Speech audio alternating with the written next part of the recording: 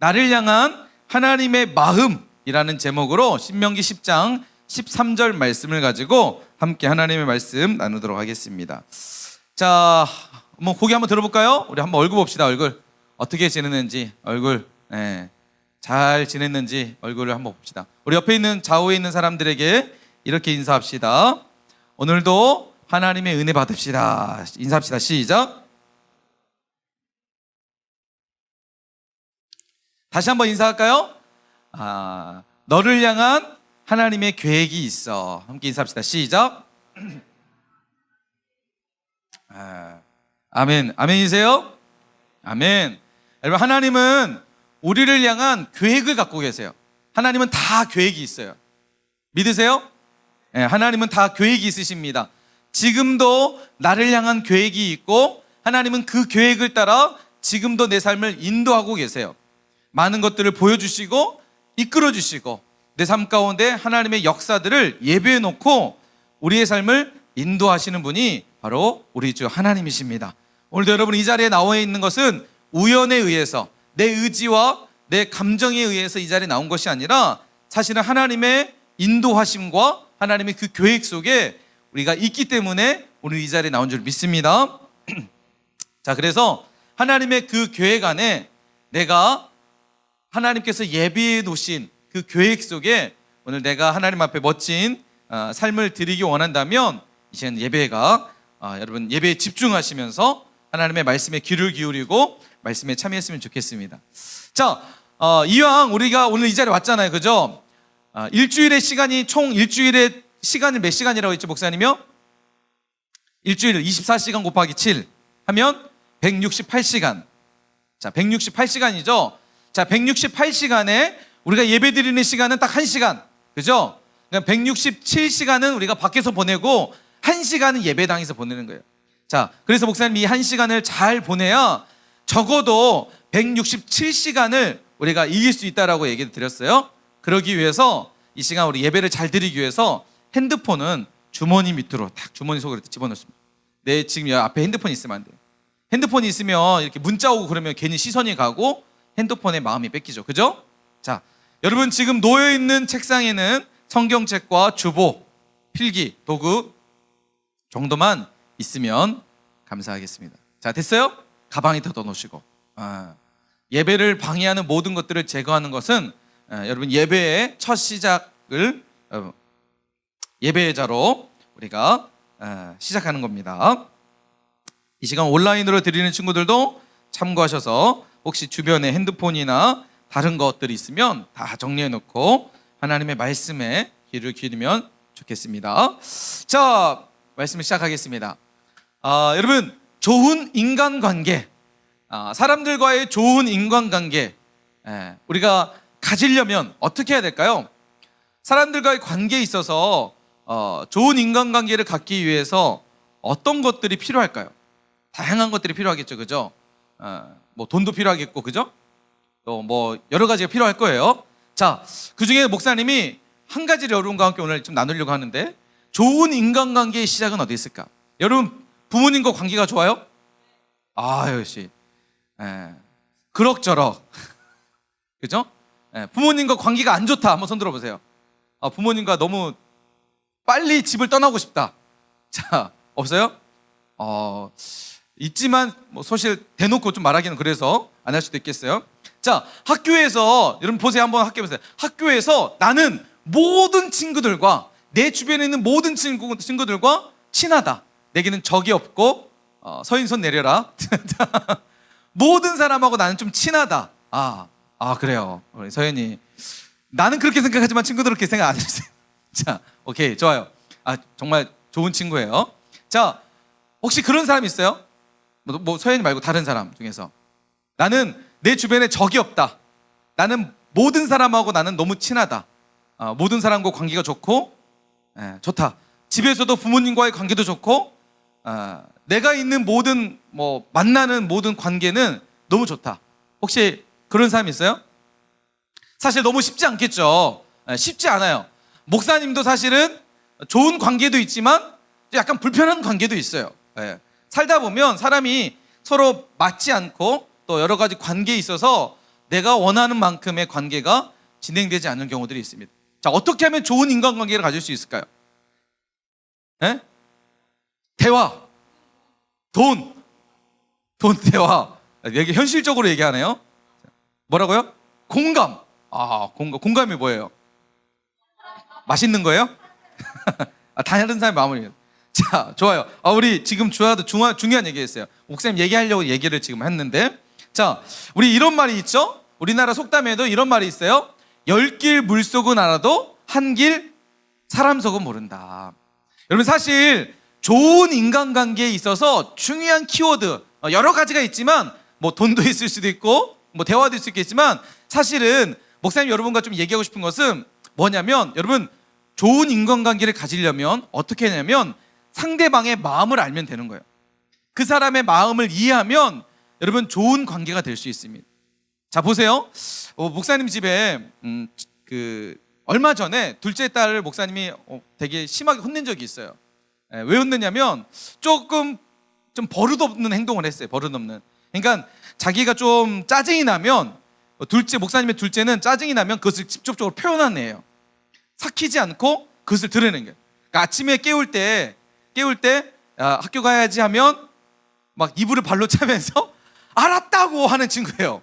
예. 그러니까 부모의 입장에서 이거 좀 너무 버릇이 없다, 뭔가 선이 있는데 그 선을 넘어서 한번 혼낸 적이 있어요. 막 되게 혼내서 막 펑펑 울면서 방에 들어가서 막 했던 친구가 저기 있었는데, 그때 이 아이가 목사님께 편지를 썼어요.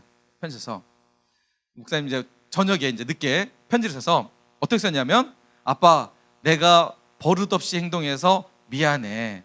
그런데 사실은 나도 열심히 하려고 최선을 다하고 있어. 아빠가 좀 이해해 줬으면 좋겠어. 라고 편지를 썼어요, 이 아이가. 그 받은 목사님의 마음은 어땠을까요? 사실 너무 미안했어요. 내가 너무 했나? 내가 너무 좀 심하게 혼을 냈나? 이 아이 마음이 이런데 내가 좀 더 이 아이의 마음을 이해해 줬다면 이 정도까지 않고 좀 기다려줄 수 있었을 텐데 라는 마음이 들었어요. 사실 상대방의 마음을 알면, 상대방의 어떤 그 부분을, 어떤 생각이나 마음을 알면 이 사람이 행동하는 거, 이 사람이 반응하는 것을 이해할 수가 있어요. 여러분 곰곰이 생각해 보세요. 여러분, 부모님의 마음을 여러분이 안다면 부모님의 잔소리가 잔소리를 들릴까요? 나를 위한 사랑의 말로 들릴까요? 그렇죠? 나를 걱정해 주시고 나를 사랑하는 마음에서부터 나는 말이라고 여러분 그렇게 받아들일 거예요. 근데 부모님의 마음을 이해하지 못하면 잔소리를 듣고 그것을 통해서 내가 또 다른 방향으로 반응하게 된다는 거죠. 그러다 보면 자꾸만 부모님과의 관계가 깨지게 됩니다. 학교에서도 보세요. 여러분, 친구들과의 관계에서도 친구의 마음을 이해하지 못해서 오해해가지고 다투는 경우들 종종 있죠. 상대방의 마음을 알지 못하면 오해가 되고 그것이 관계를 깨트리는 중요한 역할을 하게 됩니다.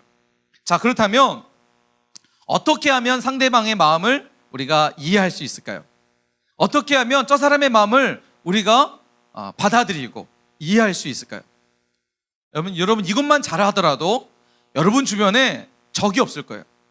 여러분 주변에 좋은 인간관계, 좋은 관계, 특별히 부모님과의 또 형제들과의 관계 속에서, 사실 목사님 집에서 얘기 안 하려고 했는데 둘이 너무 싸워요. 우리 둘째 이름이 주향인데 첫째가 주원이고, 그죠? 주원이가 주향이를 부를 때 뭐라고 부르는 줄 아세요? 어떻게 알았지? 야! 그냥 야 이게 아니라 야! 항상 불만이 많아. 야는 동생에 대해 항상 불만이 많아. 야! 동생은 언니를 뭐라 부를까요? 어떻게 알았지? 너! 왜? 막 이걸 불러요. 이게 언니가 약간 뭐 서로 다 똑같아. 누가 잘못이 없어. 내가 볼 때는 다 똑같은 것 같아. 야네 둘이는 친해질 수 있을까? 평생 이렇게 갈 것 같아가지고 너무 불안해요. 항상 엄마 아빠의 항상 불안한 마음 가운데는 둘은 항상 이런 관계다 보니까. 근데 여러분, 형제 관계에서도 동생과 아니면 뭐 언니 오빠랑 자꾸 싸우는 친구들은 왜 그러냐면 그 마음을 우리가 이해하지 않으려고 하기 때문에, 이해하지 못하기 때문에. 사실 진심은 달라. 목사님 보면은 첫째나 둘째나 서로 막 챙겨주는 건 다 있어. 생각하는 마음은 있어. 그런데 표현하는 것들이 잘못 표현해서 뿐이지 서로 가족이라는 어떤 이런 마음들은 똑같은 것 같아요. 근데 그 마음을 알면 언니가 야! 라고 했을 때 언니 왜? 이렇게 반응할 수 있을 것 같아요. 자, 중요한 것은 상대방의 마음을 모르면 자꾸만 우리 안에 그런 관계나 문제들이 생겨납니다. 상대방의 마음만 알면 우리가 살아가는 삶에 있어서 정말 많은 부분 긍정적인 요소들이 많을 거예요. 자, 어떻게 하면 상대방의 마음을 이해할 수 있을까? 여러분, 실질적으로 목사님이 좀 조사를 해보니까 정신 분석학자들, 그러니까 이런 심리학자들이 내놓았던 여러 가지 방법들이 있어요. 12가지 정도의 방법이 있는데 목사님 오늘 4가지만 좀 소개를 해볼게요. 이런 방법이 있대요. 상대방의 마음을 이해하는 방법에 있어서 4가지 방법. 첫 번째가 뭐라고요? 경청하는 거래요. 경청. 자, 우리 선생님들도 잘 들으시고 여러분도 잘 들어보세요. 여러분, 경청이 뭐죠? 그렇죠. 잘 들어주는 거예요. 그렇죠. 내 주장을 내세우지 않고 먼저는 그 사람의 이야기를 잘 들어주는 거. 여러분, 그 사람의 말을 그냥 한 귀로 듣고 한 귀로 흐르는 게 아니라 귀담아서 귀를 기울여서 그 사람의 이야기를 들어주는 게 바로 경청입니다. 여러분, 잘만 들어주면 그러니까 귀담아서 들으면 이 사람의 마음이 뭔구나라는 것, 어떤 것인지를 알 수 있다는 거예요. 대부분 우리가 오해를 하는 이유가 뭐냐면 상대방의 이야기를 듣지 않고 내 스스로 상대방의 마음을 판단하기 때문에 오해가 생기는 거예요. 상대방의 말만 잘만 들어주면 지금 이 사람의 마음이 무엇이구나 라고 이해할 수 있다는 거예요. 여러분, 이해만 되면 상대방이 어떤 말을 하든 그것이 오해가 되지 않고 다툼으로 이어지지 않는 거예요. 그 사람의 마음을 이해할 수 있는 거예요. 자, 첫 번째가 바로 경청입니다. 여러분 보세요. 부모님과의 관계에 있어서도 한번 생각해 보세요. 엄마 아빠 말을 한번 귀담아서 잘 들어보세요. 잔소리 같지만 그것을 귀담아서 잘 들으면 엄마 아빠의 마음의 진심이 무엇인지를 여러분 알게 됩니다. 그러면 그 말에 내가 잔소리라 생각해서 반응하는 행동과 그 말을 듣고 경청해서 듣다 보면 엄마 아빠의 마음이 이해되면 여러분의 행동이 달라질 겁니다. 그러면 자연스럽게 관계는 좋아질 수밖에 없습니다. 자, 두 번째는 공감이래요. 상대방의 마음을 이해하는 방법 중에 두 번째는 공감이에요. 공감은요, 우리 방금 주아가 얘기했지만 공감은 상대방의 마음이 내 마음처럼 여겨지는 거예요. 상대방이 아플 때 같이 아파해주는 마음, 상대방이 기쁠 때 같이 기뻐해주는 마음, 이게 바로 공감입니다. 상대방의 입장에서 생각해보는 거예요. 이게 공감이에요. 그러니까 여러분, 친구들과의 관계에서 자꾸 불편한 친구가 있다면 그 친구의 입장에서 한번 생각해보는 거예요. 그러면 그럴 수도 있다라는 생각이 들게 될 겁니다. 좀 더 가까이 부모님과의 관계에서 한번 생각해 보세요. 엄마 아빠가 막 자꾸 이렇게 말할 때 엄마 아빠의 입장에서 내가 한번 생각해 보는 거예요. 엄마 아빠의 입장에서 나를 한번 보는 거예요. 그러면 어떨까요? 여러분 생각할 때도 답답할 거예요. 나를 보더라도 답답할 수밖에 없습니다. 충분히 이해될 수 있어요. 공감한다는 거예요. 상대방의 마음을, 상대방의 입장을 바꿔서 생각해 보는, 같은 입장에서 생각해 보는 게 공감입니다. 자, 수용. 세 번째는 바로 수용이래요. 받아들이는 거예요. 이 사람은 나와 난 도저히 받아들일 수 없어. 그러면 그 사람의 마음을 도저히 이해할 수 없습니다. 그런데 그 사람을 그냥 그 모습 그대로, 내가 생각하는 기준에 의해서 받아들이는 게 아니라 그냥 그 모습 그대로 인정하고 받아들이는 것이 수용입니다. 마지막 네 번째는 사랑입니다. 그 사람의 존재 자체를, 그죠? 하나님이 창조한 사람의 그 존재 자체를 사랑하는 거예요. 그 사람의 성격, 그 사람의 외모, 그 사람의 어떤 모습, 이런 것을 사랑하는 것이 아니라 하나님이 창조한 존재로서의 가치를 가지고 하나님의 사랑을 가지고 사랑하는 것. 이게 바로 상대방의 마음을 이해하는 중요한 방법입니다. 사실 목사님 청소년 사역을 하면서 정말 이해 안 되는 친구들이 많아요. 물론 다 그런 건 아니지만 참 이건 좀 예의도 없고 이거 어떻게 이럴 수 있을까라는 생각이 드는 경우가 많지는 않지만 종종 있습니다. 그런데 그런 친구들을 목사님이 어떻게 대할까요? 그냥 무시해버릴까요? 사실 무시해버리면 그 친구의 관계는 계속해서 깨져서 더 이상 내가 어떻게 할 수 없는 관계까지 가게 되더라고요. 그래서 최대한 그 친구의 이야기를 들으려고 하고 공감하려고 하고 수용하려고 하고 그리고 자꾸만 기도하면서 하나님의 사랑으로 그 친구를 사랑하려고 노력을 합니다. 여러분, 이런 노력을 통해서 관계가 세워지고 좋은 관계로 이어지게 된다는 것이죠. 여러분, 우리가 이런 네 가지만, 적어도 여러분 삶 가운데 이런 네 가지만 내가 신경을 써서 하게 되면 상대방의 마음을 이해할 수 있어요. 상대방의 마음을 이해하게 되면 어떻게 될까요? 내 삶의 불편함, 상황과 형편에 상관없이 관계적인 의에서 내 삶에 많은 긍정적 에너지가 생겨나게 될 거예요. 생각해 보세요, 여러분. 부모님과 관계가 좋으면 어떨까요? 집에 들어가고 가정에서 생활하는 것이 여러분 행복하겠죠. 불편하지 않겠죠. 엄마 아빠와 관계가 너무 좋아요. 내 필요를 잘 채워주고 나를 이해해줘요. 엄마 아빠가 나를 생각해주고 내 이야기를 잘 들어줘요. 공감해줘요. 수용해주고 나를 누구보다도 아껴주고 사랑해줘요. 이 마음을 내가 이해한다면 여러분 가정에서의 생활이 행복할 거예요.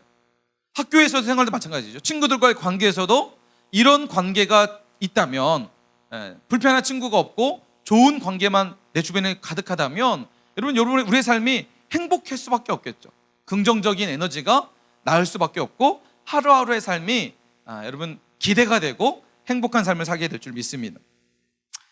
여러분 이처럼 누군가의 마음을 이해한다면 우리가 살아가는 모든 사람의 관계는 긍정적인 에너지가 생겨나게 됩니다. 자, 그렇다면 사람의 관계를 넘어서 이제 중요한 것은 우리가 하나님의 관계에 있어서 중요한 키워드가 뭘까요? 사람과의 관계에서 중요한 키워드가 그 사람의 마음을 이해하는 거라면 하나님과의 관계에 있어서 좋은 하나님과의 관계를 유지하려면 우리가 어떤 마음을 가져야 될까요? 하나님의 무엇을 알아야 될까요? 그렇죠. 하나님의 마음을 알아가는 거예요. 여러분 우리가 하나님의 마음, 나를 향한 하나님의 마음, 지금 하나님은 어떤 마음을 갖고 계실까? 이걸 알면 하나님과의 우리의 관계는 놀라운 그 관계로 진전하게 될 것입니다. 우리가 자꾸만 하나님에 대해서 오해를 하고 하나님에 대해서 때로는 흥미를 느끼지 못하고 또 마음을 두지 못하는 이유 중에 한 가지가 하나님의 마음을 이해하지 못하기 때문에, 내 마음과 하나님의 마음은 다른 것이라고 생각하기 때문에 자꾸만 하나님의 마음을 오해하기 때문에 우리가 하나님께 더 가까이 다가가지도 못할 뿐만 아니라 하나님에 대해서도 오해하는 경우들이 많이 있습니다. 자, 그렇다면 우리가 어떻게 하면 하나님의 마음을 이해할 수 있을까? 하나님의 마음을 알 수 있을까? 이런 중요한 사실은요, 하나님의 마음은요, 성경을 통해서 우리에게 하나님의 마음을 알려주셨어요. 사람은 우리가 뭔가 표현을 통해서 마음을 드러내긴 하지만 여러분 너무나 감사하게도 하나님은 오늘 우리에게 주신 이 성경 말씀, 여러분 이 성경 말씀을 통해서 하나님은 이미 우리에게 하나님의 마음을 말씀해 주셨습니다. 내 마음이 이것이란다. 너희를 향한 나의 마음은 이거란다. 하나님께서 수도 없이 성경을 통해서 우리에게 하나님의 마음을 말씀해 주시고 가르쳐 주셨다는 사실입니다. 여러분 그래서요, 우리가 성경만 제대로 알면, 하나님이 주시는 이 성경 말씀만 제대로 알면 하나님의 마음이 이해가 되고 하나님의 마음을 알 수가 있고, 하나님의 마음이 이해되고 알게 되면 하나님과의 관계가 여러분 놀라운 관계로 진전이 될 수 있다는 사실입니다. 자, 그렇다면 성경을 통해서 우리에게 말씀하신 하나님의 마음 뭘까? 자, 오늘 읽었던 말씀, 본문 말씀이에요. 자, 기억합시다. 오늘 우리를 향한 하나님의 마음은 정말 많은 마음이 있지만 대표적인 마음은 바로 13절 말씀이에요. 자, 다시 한번 우리 한 목소리 함께 읽어볼까요? 함께 읽습니다. 시작. 내가 오늘 내 행복을 위하여 내게 명하는 여호와의 명령과 규례를 지킬 것이 아니라. 따라서 합시다. 나를 향한 하나님의 마음은 행복이다. 자, 나를 향한 하나님의 마음이 뭐라고요? 행복이다. 우리가 행복하길 원하시는 것이 바로 하나님의 마음입니다. 여러분, 하나님의 마음은요, 사실 우리를 향한 하나님의 마음은 여러 가지일 수 있겠지만 그 여러 가지를 다 하나로 모으면 바로 이 마음이에요. 오늘 내 행복을 위하여. 하나님은 우리가 행복한 인생을 살기 원하시는 거예요. 행복한 삶을 살아가기 원하시는 거예요. 이게 하나님의 마음이라는 거예요. 여러분, 오늘 하나님께서 여러분을 이 자리에 왜 부르신 줄 아세요? 중등부 예배, 피곤하지만 힘들지만 부모님과 여러 가지 관계를 통해서 여러분을 이 자리까지 인도하신 하나님의 마음이 뭔지 아세요? 우리의 행복을 위해서, 우리를 가장 행복한 인생으로 우리를 이끌어 가시기 위해서 행복이라는 것을 주고 싶어서 오늘 우리를 이 자리에 부르신 줄 믿습니다. 여러분, 지금 중학교 2학년 3학년 친구들 기말고사 기간이에요. 여기 하나님께서 여러분에게 공부할 수 있는 시간을 주시고 공부할 수 있는 환경을 주시고 공부할 수 있도록 해주신 이유가 뭔지 아세요? 뭘 것 같아요? 다른 거 다 떠나서 여러분에게 진짜 행복을 주고 싶어서 그 시간들을 주신 거예요. 여러분, 누군가는요 정말 공부하고 싶어도, 누군가는 정말 좋은 환경 속에서 공부하고 싶어도 공부하지 못하는 친구들이 수없이 많아요. 물론 대한민국은 좋은 나라이기 때문에 여러분, 우리가 공부할 수 있는 환경은 있지만 여기만 조금만 떠나면, 여러분 동남아시아나 다른 나라만 가더라도 공부할 수 없는 열악한 환경 속에서 공부하고 싶어도 공부하지 못하는 친구 정말 많아요. 그런데 내가 지금 학교를 다니고 있고 공부할 수 있고 좋은 가정에서, 좋은 환경에서 내가 공부할 수 있는 것은요, 여러분 하나님이 우리에게 행복이라는 것을 주고 싶어서 지금 그 시간들이 있다는 사실입니다. 여러분, 하나님의 마음은, 오늘 우리를 향한 하나님의 마음은 여러분 다른 마음이 아니라 바로 우리에게 행복을 주고 싶은 마음이에요. 여러분, 이 마음만 우리가 깨달으면, 이 마음만 깨달으면 지금 내 삶에 일어나는 모든 일들이요 사실은 그 하나님이 행복이라는 것을 주고 싶어서 겪게 하시는 과정이라는 것을 깨닫게 됩니다. 물론 여러분 지금 기말고사 기간 공부하는 거 정말 힘들 거예요. 어려울 거예요. 어떤 문제 앞에 막히게 되면 막 고통스러울 수도 있어요. 그 최근에 목사님이 그 정신과에서 이제 그 하시는 교수님이 강의하는 내용을 들었어요. 여러분, 재밌는 그 통계가 있더라고요. 재밌는 통계. 여러분, 우리나라에서 그 실질적으로 통계적으로 대학생과 초등학생 중에서 누가 공부를 더 많이 할 것 같아요? 대학생이 공부 많이 할 것 같아요? 초등학생이 공부 많이 할 것 같아요? 그렇죠. 실질적으로 통계에 의하면 초등학생이 대학생들보다 1시간 더 많이 공부를 한대요. 여러분 이해되세요? 그러니까 초등학교 때부터 목사님 이해돼요. 목사님 초등학생 애를 키우잖아요, 그죠? 우리 아이도 지금, 목사님도 자녀도 보면 화요일 날, 목요일 날, 금요일 날 학원을 다녀요. 그래서 진짜 보면은 바쁠 것 같아요. 학교에 아침에 8시 30분까지 학교 가서 학교에서 끝나자마자 한 2시 정도 끝나거든요. 끝나고, 근데 저희 이제 6학년 아이는, 여러분 겪었을 거예요. 6학년은 2시 반, 3시에 끝나더라고. 2시 반 정도 끝나더라고. 그러면은 집에 딱 오면 3시 되는데 바로 학원을 가요. 학원을 가서 학원에서부터 이제 뭐 그 단어, 영어학원 다니는데 영어 시험을 보고 4시부터 다시 이제 수업을 시작해서 거의 6시까지 끝나더라고. 6시 끝나서 집에 딱 오면 뭐 할까요? 그렇죠. 숙제해야 되고, 또 그 다음날 단어 시험 있으니까 단어 공부를 해요. 그럼 뭐 9시 저녁 먹고 뭐 8시, 9시, 10시까지. 그래서 조금 뭐 핸드폰 하고 애들하고 뭐 조금 TV 보고 그러다 보면 11시까지 하게 되더라고요. 뭐 학원 숙제 부분이나 뭐 단어 공부나, 사실 그러니까 이 아이가 보면, 목사님 보면 화요일 날이나 목요일 같은 경우에는, 특히 목요일 날은 더 힘들어요. 왜냐면 다음날 금요일이니까 화요일 날 학원 갔다 오면 수요일이라는 시간이 학원 안 가니까 그 시간에는 뭐 자기가 할 수 있으니까 좀 여유로운데, 그러니까 목요일 날 같은 경우에는 금요일 날까지 이제 학원을 가니까, 다음날 바로 학원 가니까 일단은 목사님부터 바빠져요. 단어 외웠니? 숙제했니? 막 물어보게 되고, 뭐 아이랑 이제 막 되게 그런 관계가 있는데, 공부를 너무, 사실 좀 너무 안타까워요. 목사님 때는 그러진 않았는데, 근데 여기서 사실 뭐 학원 하나만 다니나, 여러분 뭐 초등학교 때 기억나죠? 학원 하나만 다녔나요? 뭐 2개, 3개 다니는 친구들도 있었을 거예요. 그러면 일주일이 그냥 학교, 집, 학원, 학교, 집, 학원 이러다가 끝나지 않았을까 싶어요. 지금도 마찬가지겠죠. 지금도 학교, 집, 학원, 학교, 집, 학원, 독서실. 너무 공부를 많이 할 거예요. 근데 어떻게 이게 행복할 수 있을까? 목사님, 하나님 우리에게 행복을 위해서 시간을 주셨다 그러는데, 목사님 도저히 제가 생각할 때 공부하는 게 행복이 아닌 것 같아요. 공부를 안 했으면 안 하는 것이 행복이지, 이게 어떻게 행복이라 할 수 있어요? 충분히 그렇게 이야기할 수 있는 친구들이 있을 거라 생각이 돼요. 여러분, 설교 오늘 그 주보에 설교 노트 보면 5번이 없을 거예요. 5번 프린터 되면서 5번이 사라졌어요. 지금부터 하는 얘기는 5번과 관련된 내용이기 때문에 목사님이 5번을 얘기해 줄게요.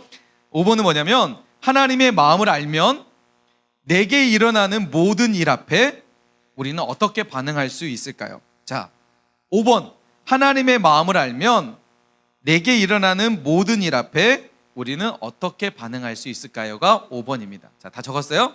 자, 지금 그래요? 지금부터 하는 이야기가 이거예요. 목사님 것처럼 다시 한번 할까요? 자, 5번.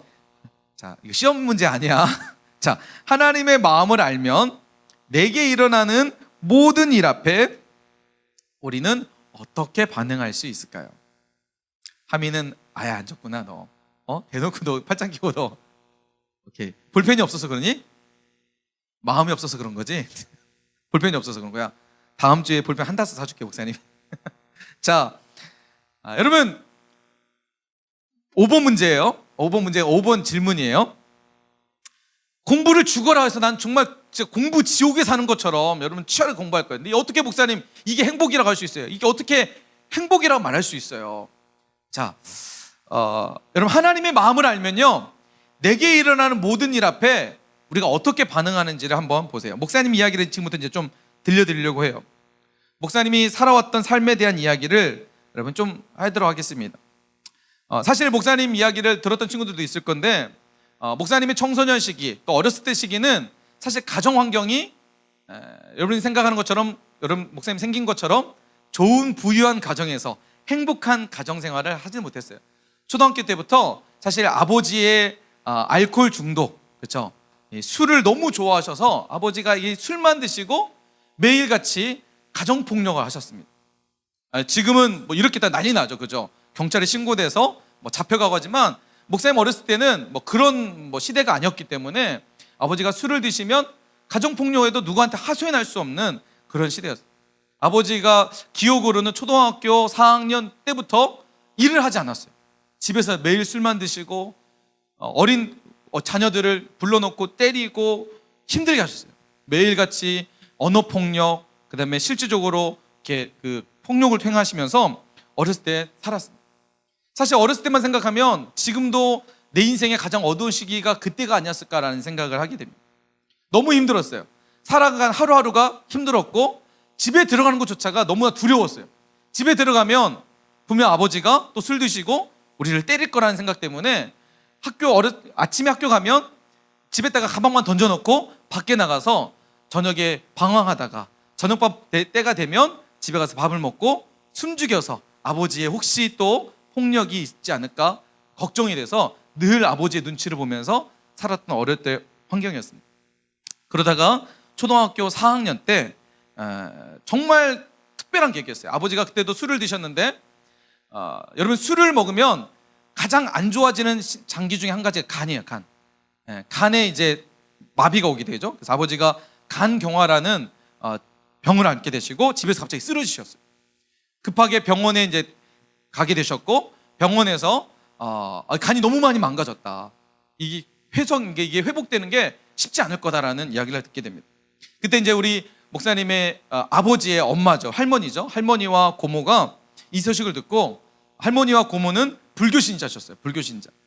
그래서 지금 자신의 아들과 남동생이 이렇게 지금 병원에서 심각하다고 하는데 할 수 있는 방법 없으니까 할머니와 고모가 절에 갑니다. 절에 가셔가지고 이제 불공을 드리죠. 우리 아들 살려달라고, 우리 아들 회복하게 해달라고 절에 가서 하게 됩니다. 그리고 그곳에서 절에 가면 스님들이 있겠죠. 교회 가면 목사님 있는 것처럼 절에 가면 스님들이 있어요. 스님에 가서 아들의 얘기를 해요. 우리 아들이 지금 이런 상황이어서 어떻게 할지 모르겠다. 우리 아들 치료되려면 어떻게 해야 되냐라고 스님에게 말을 합니다. 여러분 재밌는 사실 뭔지 아세요? 그 스님의 대답이었어요. 그렇죠. 그 스님이 뭐라고 하냐면 당신의 아들을 살리려면 그 가족이 다 교회를 가야 됩니다 라고 얘기합니다. 여러분 이게 믿겨지세요? 네. 절에 갔는데 스님이 교회 가야 된다고 얘기를 해요. 뭐 불공을 해야 된다, 뭐 시주를 많이 받쳐야 된다 이런 게 아니라 그 가족이 모두 다 그 아들 살리려면, 그 아들 술버릇 고치려면 교회를 가십시오라고 얘기했습니다. 너무나 황당한 질문이었고 황당한 이야기였어요. 근데 할머니와 고모가 아들 살리려면 교회 가야 된다 하니까 또 스님의 말을 잘 들어야 되니까 와가지고 어머니에게 야, 네 남편 살리려면 네 가족들 다 교회 가야 된대. 그래서 초등학교 4학년 때 어머니 손을 이끌려서 교회를 가기 시작했습니다. 물론 목사님은 그 전에부터 교회를 다녔어요. 교회 가면 맛있는 과자를 주고 가시기 좋기 때문에 친구 따라 교회를 몇 번 갔었던 적은 있었지만 이렇게 온 가족이 교회 간 건 처음이었어요. 그래서 온 가족이 교회를 갔고, 물론 아버지는 여전히 교회를 가지 않았어요. 그런데 상황이 달라졌을까 안 달라졌을까요? 그런데라고 했기 때문에 안 달라졌죠. 아버지는 여전히 술을 드셨고, 물론 우리 가족은 그 계기를 통해서 어머니와 비롯해서 목사님 사형제는 교회를 나가기 시작했어요. 열심히 교회를 다녔죠. 놀라운 사실은 가장 큰 형이 고등학교 2학년 때 교회에서 학생회 회장이 됐어요. 교회 생활을 정말 열심히 했던 거죠. 교회 생활이 재밌었고 열심히 해서 학생회 회장이 됐어요. 회장이 되니까 어떻게 해요? 기도 인도도 해야 되고 수련회도 가야 되고 모든 일 활동을 열심히 한 거예요.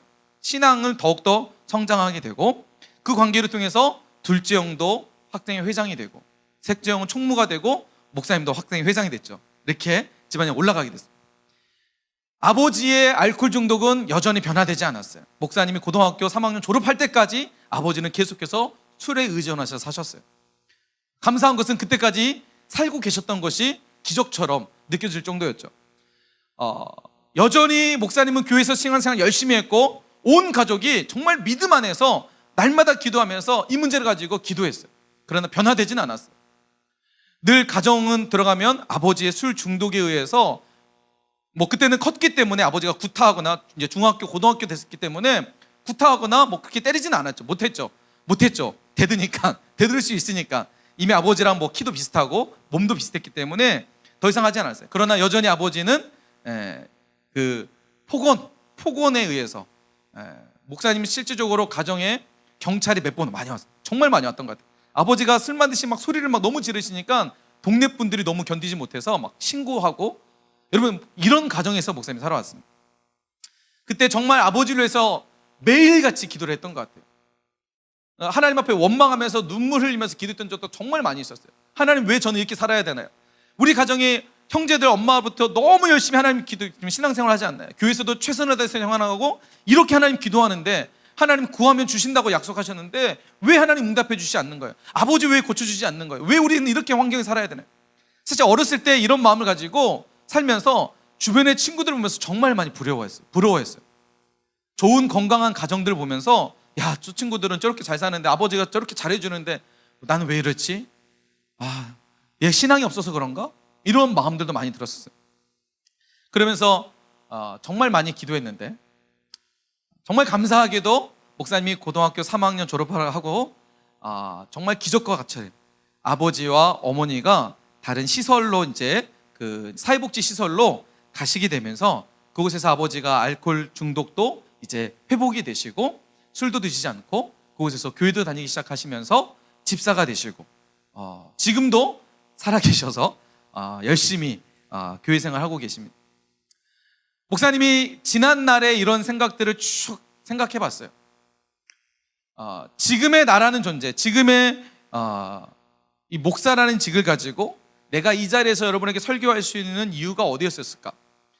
생각해 봤을 때, 아버지가 그렇게 알코올 중독으로 계실 때 하나님께서 나라는 존재를 만드시기 위해서 그때 기도의 자리로 나를 이끄셨던 하나님을 보게 되었어요. 만약 아버지가 알코올 중독이 아니었으면 목사님은 기도하지 않았을 거예요. 기도할 이유도 없었고 기도할 수 있는 특별한 계기도 없었기 때문에 기도하지 않았을 거예요. 근데 그때 그렇게 눈물 콧물 쏟으면서 하나님 앞에 그렇게 붙잡으면서 기도했던 그 시간들은 사실은 아버지의 그 병을 치유하기 위한 기도라는 시간보다는, 하나님은 나라는 존재를 이렇게 여러분에게 말씀을 전하는 목회자로 세워가시기 위한 하나님의 시간이었다는 것들을 깨닫게 되었습니다. 그때는 정말 어둡고 절망적이고 지옥 같은 시간들이었지만, 사실은 그때 시간은 그렇게 생각했지만 그 시간을 지나서 돌아보니까 하나님이 나라는 존재를 이렇게 멋지게 만드시기 위해서 그 시간들을 보내게 하셨다는 것들을 깨달을 수 있다는 거죠. 여러분, 목사님 멋지지 않아요? 지금 모습 멋지지 않아요? 여러분 인정하든 인정하지 않든 내 스스로는 감히 상상할 수 없는 위치에 지금 있다고 생각해요. 여러분, 그런 절망적인 가정 환경 속에서 이런 사람이 만들어질 수 있다는 거 여러분 상상이 되세요? 그럴 수도 있겠죠라고 하지만, 목사님이 어렸을 때 내가 이런 사람이 될 거라는 꿈엔조차 생각하지 못했어요. 근데 그 기도의 시간들, 그 하나님만 붙잡았던 그 시간들이 지금의 나를 여기까지 인도한 줄 믿습니다. 여러분, 지금 여러분이 공부하는 것들, 이게 어떻게 하나님 행복이라고 할 수 있어요? 라고 할 수 있겠지만 여러분, 이 시간들을 통해서 하나님은 지금 나를 만들어가고 계시는 거예요. 여러분, 공부할 수밖에 없는 시간들을 만드셔서 하나님 나에게 지금 공부하게 만드시는 거예요. 지금은 여러분 지옥 같고 지금은 죽을 것 같이 공부하는 시간이라고 하지만 사실은 지금 하나님이 나를 만들고 가시기 때문에 여러분, 이 시간이 지나면 분명히 깨달을 거예요. 아, 하나님께서 그때 내가 이렇게 공부 열심히 하도록 하셨던 이유가 바로 여기 있었구나. 분명히 깨닫게 될 겁니다. 여러분, 하나님 이렇게 멋진 가정을 만드셨어요. 와, 고마워. 지금의 삶은 목사님은 만족해요. 사실 목사님이 그런 고백을 많이 해요. 만약 내가 그때 하나님을 만나지 못했다면, 만약 그 시간 속에서, 아버지의 그런 환경 속에서 내가 정말 신앙이 없었다면, 하나님을 내가 경험하지 못했다면 지금의 이런 행복한 가정을 내가 만들 수 있었을까? 하나님이 이런 행복한 가정을 내가 같이 가질 수 있었을까? 도저히 그것이 불가능하다고 생각해요. 그러나 하나님은 그 시간 속에 하나님을 붙잡는 시간을 주셨고, 그 어려운 환경 속에서 유일한 탈출구는 하나님밖에 없었어요. 유일한 붙잡을 것은 하나님밖에 없었어요. 아버지도 그렇고 가정도 너무 어렵고 힘들고 이런 환경 속에서 살아가는 게 쉽지 않았기 때문에, 그러나 하나님은 그 시간 통해서 유일하신 하나님만 바라보게 하셨고 유일하신 하나님만 붙잡을 수 있도록 하셨던 시간들이었습니다. 여러분, 이 사진이 어떤 사진인 줄 아세요? 그리고 우리 교회 사진이에요. 날짜가 언제예요? 보이세요? 2016년 8월 31일. 여러분, 어떤 날인 줄 아세요? 예? 맞아요. 야, 고마워. 역시 목사님을 기억해 주다니. 목사님이 교회에 처음 온 날이었어요. 물론 이전에 한 주 전에 왔었지만 목사님이 2016년 9월 첫째 주에 우리 사랑의 교회에 부임하게 되었습니다. 여러분, 사실 목사님이 사랑의 교회 올 때 즐거운 마음으로 오지는 못했어요. 왜 그런 줄 아세요? 사실 목사님이 여기 교회에 온 것은 사실 도망치다시피 왔어요. 무슨 잘못을 해서 도망치다 싶은 게 아니라 방향을 잃어버렸어요. 목회에 대한 방향을 잃어버렸어요. 내가 뭘 해야 되지? 내가 어떻게 해야 되지? 사실 이런 방향을 잃어버려서, 사실 사랑의 교회 오기 전에 두 가지 마음이 있었어요. 어떤 마음이었냐면, 사역을 하지 말아야겠다. 여러분, 사람이 방향을 잃어버리면 불안해집니다. 그리고 마음이 힘들어져요. 이걸로 어떻게 해야 될지 모르겠는 거예요. 그래서 하지 말까 해서 이런 마음에 너무나 마음이 힘들어서 도망치다시피 사랑의 교회로 그냥 내가 빨리 여기 지금 사역을 다른 데로 옮기지 않으면 나 사역 못할 것 같다는 생각이 있어서 사실 사랑의 교회에 오게 되었습니다. 사랑의 교회 와서 오자마자 목사님 뭘 했냐면, 행복목회 컨퍼런스라는 우리 교회에서 하는 담임 목사님의 목회 철학 가진 중요한 그 컨퍼런스가 있었는데, 그때 참여하고 그 다음 주에 교회로 부임하게 됐는데, 사실 그 컨퍼런스에 참여하게 되면서 목사님의 모든 그 어떤 삶에 있어서, 목회에 있어서 정말 많이 깨지는 시간이었어요. 정말 매 시간마다 눈물 콧물 쏟으면서 하나님 앞에 기도하고 회개하고 때로는 감사하면서 했던 시간들이었는데, 왜 그랬냐면 바로 이 말씀이었어요. 오늘 읽었던 말씀이었어요. 내가 오늘 내 행복을 위하여. 이 한 말이 목사님의 이 가슴에 정말 사무치도록 다가왔던 말씀입니다. 목회를 하면서 그렇게 힘들었던 적이 없었던 시간들이었어요. 그 전에는 환경이나 상황이 힘들었던 것이 아니라 마음이 힘들었거든요. 그래서 하나님 앞에 기도할 때, 하나님, 제가 뭘 해야 될까요? 어떻게 살아야 될까요? 이런 정말 많은 힘든 상황 속에서 행복목회 컨퍼런스 와서 하나님 하셨던 말씀, 동채야, 네가 그렇게 힘든 모든 과정들이 왜 그런 줄 알았니? 바로 너의 행복을 위해서 내가 예배했던 시간들이야.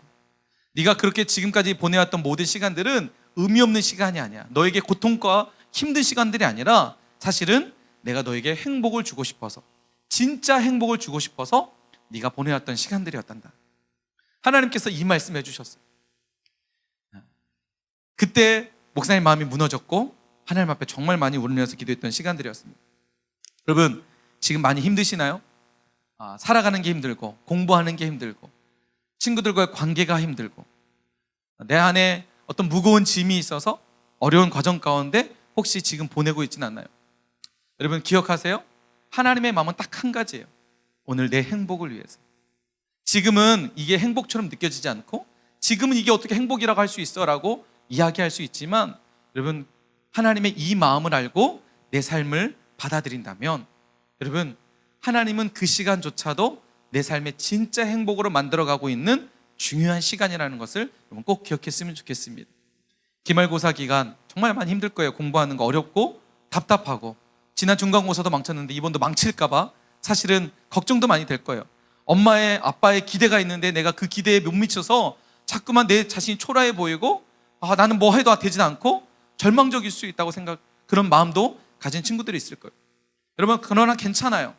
하나님은 우리의 모든 시간, 가장 절망적인 그 시간조차도 하나님께서 오늘 내 행복을 위하여 만들어가고 계시는 하나님의 시간이라는 것을 기억하시길 축복합니다. 여러분, 나를 향한 하나님의 마음은 한 가지입니다. 늘 내 행복을 위하여. 하나님은 이 마음을 가지고 오늘도 내 삶을 이끌어 가십니다. 말씀을 마치면서 이 한 가지 이야만 드리고 여러분에게 말씀을 마치겠습니다. 여러분, 이게 뭔지 아세요? 이게 뭐죠? 3 곱하기 3 큐브예요. 큐브. 목사님도 이거 되게 좋아해요. 목사님 책상, 교육자 사무실에 가면 책상에 이게 있어요. 그래서 약간 그 좀 뭐랄까 생각을 좀 전환시킬 때 이걸 막 흐트렀다가 다시 막 맞추고 해요. 여러분, 이 3 곱하기 3 큐브 맞출 수 있는 사람 한번 흔들어 보세요. 까먹었어요? 공식이 있죠, 그죠? 그냥 막 맞히면 안 돼요. 공식이 있어요, 여러분. 그냥 막 색깔만 맞힌다고 되는 게 아니라 공식에 의해서 맞춰야 돼요. 근데 여러분, 중요한 게 뭔지 아세요? 이것을 맞힐 때 중요한 한 가지 키가 있어요. 뭐죠? 그렇죠. 여러분, 큐브에서 중요한 것은요, 가운데 색깔이에요. 가운데 색깔. 중심 색깔을 중심으로 맞춰가는 거예요. 먼저 흰색을 십자가 맞추고 그 다음에 다음 색깔 맞추는 거예요. 이 공식이, 그러니까 이 가운데 색깔을 무시하고 다른 색깔 맞추면 아무리 맞춰도 그 색깔은 그 자리가 아니에요. 색깔에 있어서, 큐브에 있어서 가운데 색깔이 그 면의 색깔이에요. 이해되세요? 목사님이 왜 이야기를 하냐면, 여러분, 우리가 살아가는 삶에 있어서 하나님의 마음, 이 가운데 색깔을 하나님의 마음이라고 생각해 보세요. 여러분, 하나님의 마음에 내 마음을 맞출 때, 여러분, 우리의 인생에 있어서 어떤 삶이 다가오더라도, 어떤 환경이 있더라도 흔들리지 않을 수가 있어요. 근데 자꾸만 중심의 마음이 아닌 다른 데서에 우리의 마음을 자꾸만 두게 되면 아무리 그것을 퍼즐을 맞추려고 노력을 해도 여러분, 맞춰지지 않습니다. 퍼즐을 맞추려면 가운데 색깔이 중요해요. 가운데 색깔을 맞춰져 갈 때 퍼즐이 완성이 됩니다. 여러분, 진짜 행복은요, 오늘 하나님께서 우리에게 주고 싶은 그 행복은요, 바로 우리의 마음을 하나님의 그 마음에, 나를 향한 하나님의 마음, 하나님은 내게 행복을 주고 싶은 그 하나님의 마음. 그래서 여러분, 지금 내 삶에 어렵고 힘들어도 하나님의 마음은 행복이구나. 지금 이 시간도 하나님은 내 행복을 위해서 시간을 만들어 가시고 하나님 일하시구나. 여러분, 깨달을 수 있게 되는 거예요. 그래서 어떤 상황 속에서도 절망하지 않을 수 있고요, 모든 상황 속에서 행복한 인생을 살아갈 수 있게 됩니다. 여러분, 꼭 기억하세요. 퍼즐의 핵심 키워드는 하나님의 마음이에요. 하나님의 마음은 뭐라고요? 나를 향한 하나님의 마음은 행복이에요.